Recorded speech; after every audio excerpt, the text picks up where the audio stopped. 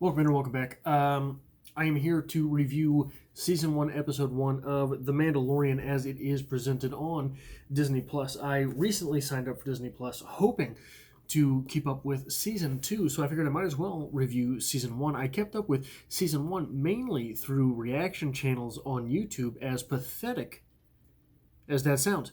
But then I was later able to catch up on a little bit of the actual full scenes, but never actually full episodes of the show. So here I have seen episode 1 of The Mandalorian for the first time, and I'm here with a type of review. The first thing that I have to say is that this does not feel like TV. And I know it's not.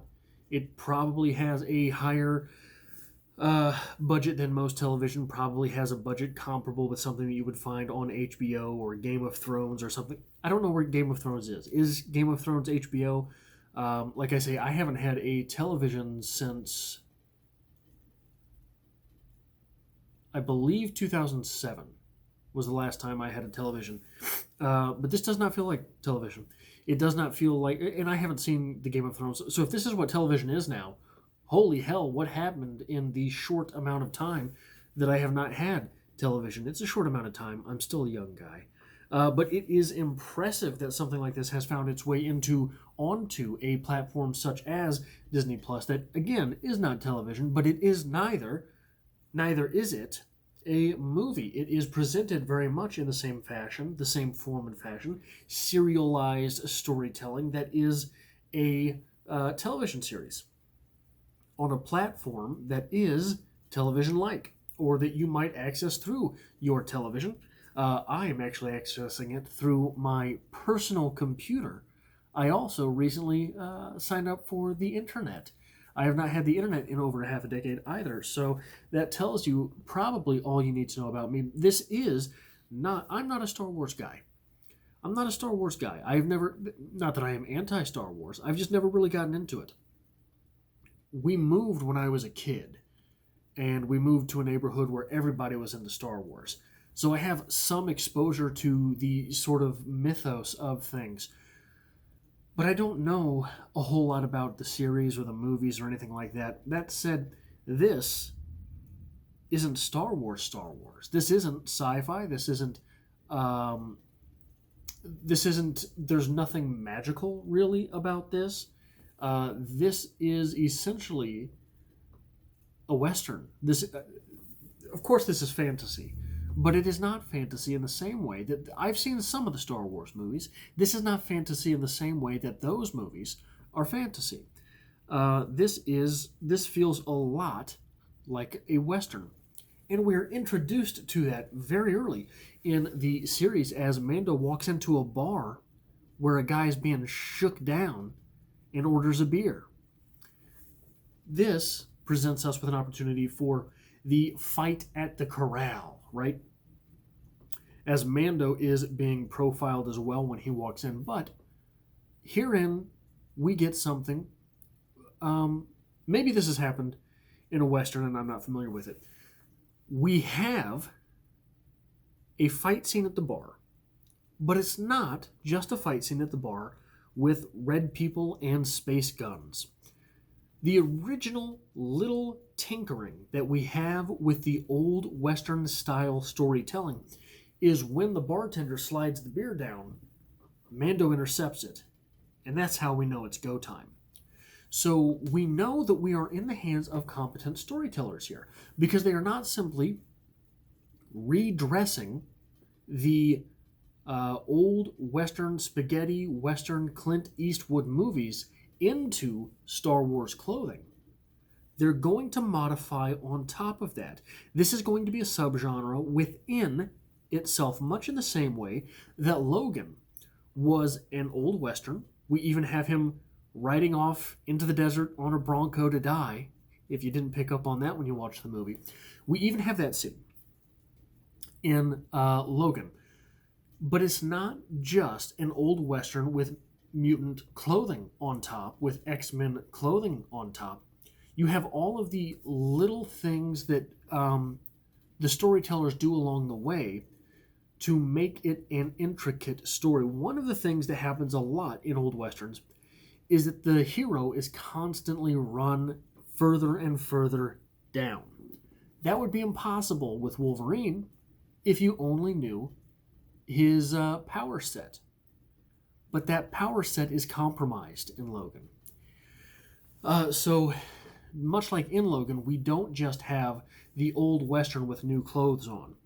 We have storytellers that are willing and capable of adding nuance within that contextualization. The next thing I want to talk about is that Mando is a man of few words. That the best way to introduce that idea is to introduce first a very chatty character. I didn't pick up on the character's name, but the blue guy, you know who I'm talking about. The blue guy that Mando intercepts from the beatdown he was going to take into the beatdown he does take. The blue guy is very chatty. This is a great way to tell us that Mando is not. We have an introduction of the blue guy being chatty before we ever even see Mando. So when we get Mando and the blue guy is trying to chat him up and fails, we understand that about Mando. But it gets deeper than that. He is not simply a character that does not want to talk about things. There is a very brief and deep insight into the character that is, and the culture that is Mando. When Werner Herzog's character says Mando has come to accept the bounty as a case, and Werner Herzog gives him a little piece of Beskar. Beskar or Veskar? It's Beskar, right? Gives him a little piece of the Beskar steel. And Werner Herzog's character says to him, "It's better that this comes back to a Mandalorian. I am glad that this comes full circle. Aren't you?" Mando just keeps walking. Just ignores him. Now at that point, it would be possible for us as an audience to interpret that as he's not a real Mandalorian. But the Mandalorians are very stoic characters, right? That's one of the small things that I know about the Star Wars culture, universe maybe, I guess I should say. That the Mandalorian culture is sort of stoic in nature. But he doesn't reply when Werner Herzog's character says, "It's better that this comes back to you." Later on, he is in with the Armorer. And the Armorer says, "You did good. It's good that we have this. This is coming back to our tribe." And at that point, Mando says, "Yes, it is. It is good." So it's not just that he's a man of few words. If he doesn't care about you, if you aren't in his tribe, in his clique, in his world, in his universe as a real person, piss off. That is an interesting nuance to his character. Along with that, along with that stoic type nature of our main character here, we did get a good deal of humor. And the one thing that I have to say about the humor in this, it hit pretty well. But I noticed it when they were trying to get a ride back to Mando's ship, and the droid pulls up, and he says, "No droids." And then that next guy pulls up, and it's a humanoid type driver. All of the jokes there, including that little trinket falling off the back of the driver's car, or whatever it's called. I don't know. I'm not a speeder, I think, maybe. When that little piece of metal falls off the back as he pulls up. The timing of the humor in this episode, I'm going to assume, going forward in the series, but certainly in this episode, is very Simpsons-esque. This reminded me so much of The Simpsons from my childhood. That I loved it. And all of the jokes that hit decent, hit not quite as heavy as the heavy hitting jokes on The Simpsons landed. But they did land. It was funny to see that guy pull up. It was funny to see the little piece of whatever it was, carburetor that someone had sawed off of his speeder earlier. That's what's happening in the state of Missouri. That's how sad this place is. But yeah, all those things landed, and they landed well with good timing. Timing is one of the most difficult things to pull off in comedy. And you feel it when it doesn't land right. You feel it when the timing is off. Talking about good storytelling, there's a lot of hero building going on so far in this episode. The Mandalorian has a reputation as being capable. A lot of people know of him. A lot of people know him. Everybody watches him when he walks into that saloon. Which doesn't necessarily mean that they know him, except for the fact that when he walks into the saloon with the other bounty hunters, everybody notices him. He throws out all those fobs at the beginning, which tells us that he accepted a lot of fobs, did a lot of jobs. He was successful. He is capable. These are the things that are given to us. Still, the Mandalorian struggles. This is hero building. We get to struggle with him, and we understand, since we pick up that he's pretty well-handed, pretty even-handed, that when he struggles, it's an actual struggle. This is much better storytelling than the opposite. I hate to pick on something else that you will be able to find on Disney Plus, but think about Captain Marvel. In Captain Marvel, we constantly have the script and the story and the characters telling us that Captain Marvel doesn't know what she's doing, telling us that Captain Marvel is new with her powers. But the story we get shows Captain Marvel constantly kicking ass on accident. Nearly on accident. So easily that it might as well be on accident. That makes us not trust the storytelling. That keeps the characters from being reliable. That keeps hero status from being built. Hero status has to be built as our story goes along.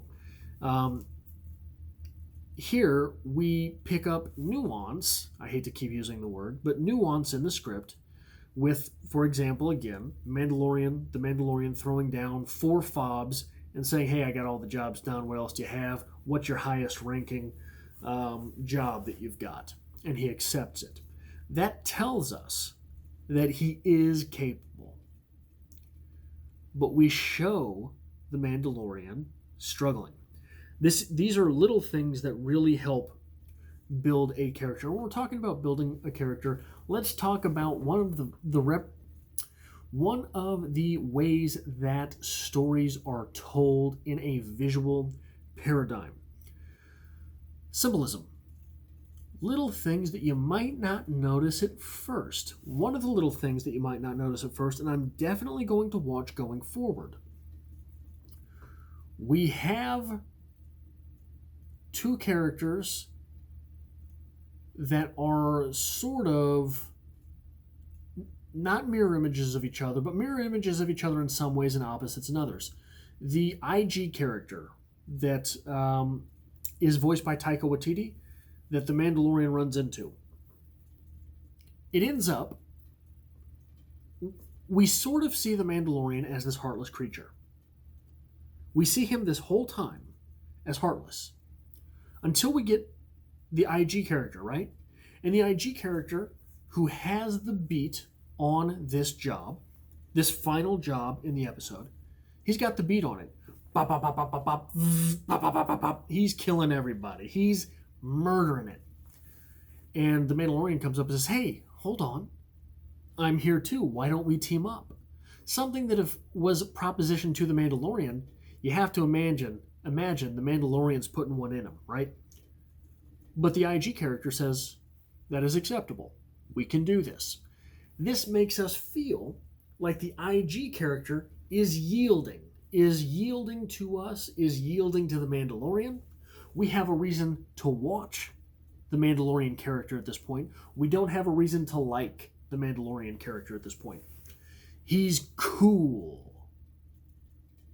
But we don't necessarily want to hang out with him.